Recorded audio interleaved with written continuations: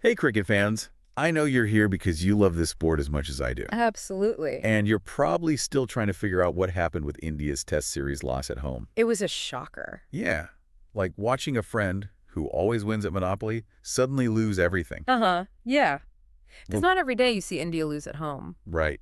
It's almost unheard of, Hmm. especially in Test cricket. Exactly. For those who need a quick reminder, Test cricket's like the ultimate challenge in cricket. It really is. 5-day matches, testing every skill a team has. It's the Mount Everest of cricket. Yeah, so for India to lose a Test series at home, It's a big deal. okay, so think way back.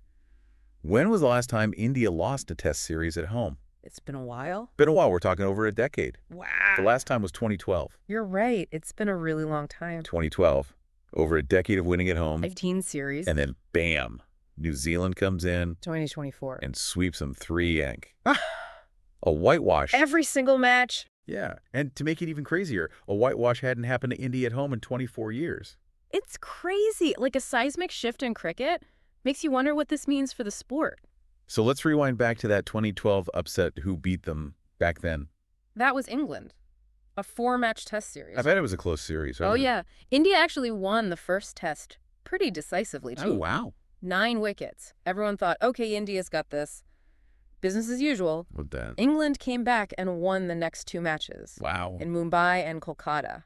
Total turnaround. So what about the final test? It was a draw, but England had already won the series at that point. Graham Swan, a great English spinner from that team, said something interesting. What was that? He said, I think beating India in India is a far higher thing to strive for right now.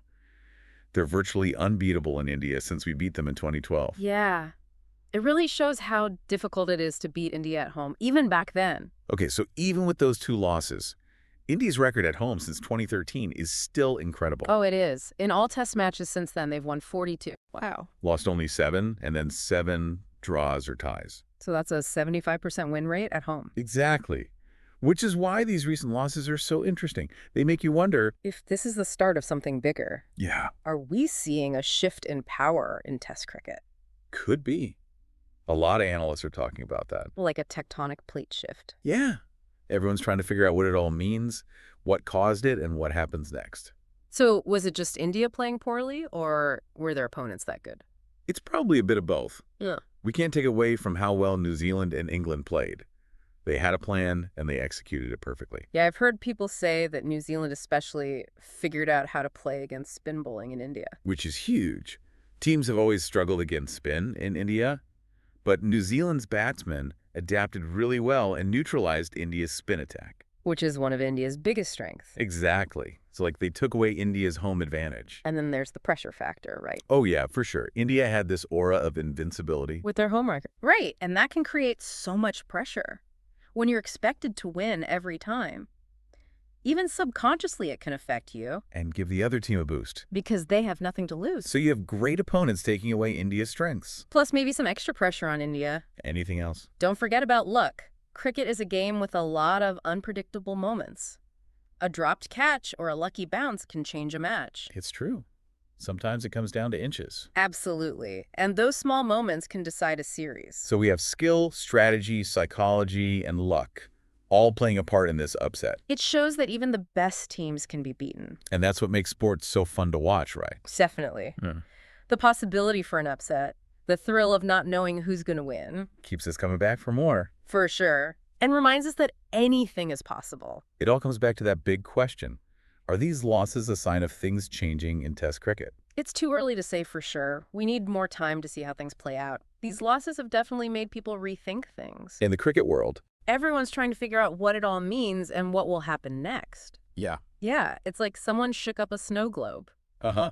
I like that. We're just waiting to see where everything lands. Exactly. And that's what makes this so interesting, right? We're watching things change in cricket. Big time. So where does this leave India? Are they still the best in Test cricket, or is this the start of something new? Well, we have to remember that even with these losses, India's still a top team. Yeah. They have so much talent And history. and amazing fans. For sure. Plus, they still have Virat Kohli. Arguably the best batsman in the world, But these losses do show that India might need to adapt. how so? Well, for one, they need to find a way to beat teams that have figured out spin bowling in India. Yeah, and maybe they need to work on the mental side of things, too. The pressure of always being expected to win. Yeah, it must be tough to deal with that all the time. It will be interesting to see how India responds to these challenges. It could be a defining moment for them. And for teams like New Zealand and England, these wins must be huge. Absolutely. Beating India in India is a statement. Shows they can beat anyone. Anywhere. It could be a turning point for those teams. So for our listeners, what's the big takeaway here? I think it's this. Test cricket is changing. It really feels that way. The old rules don't apply anymore and anything is possible. Nothing is guaranteed. Exactly. And we get to see it all happen. We have front row seats to a cricket revolution. I like that front row seats. We've talked about India's dominance at home The upset by New Zealand. and England's win back in 2012. We looked at what might have caused those losses and what it could mean for the future. It's been a great deep dive into a really important moment in cricket. I agree. So for our listeners, here's a question to think about. Okay, what is it? What do you think these upsets mean for Test cricket? Is it a real shift in power or just a temporary setback for India? And how will India respond? Will they come back stronger? Or are we entering a new era where other teams will challenge them? Those are the questions we'll be watching.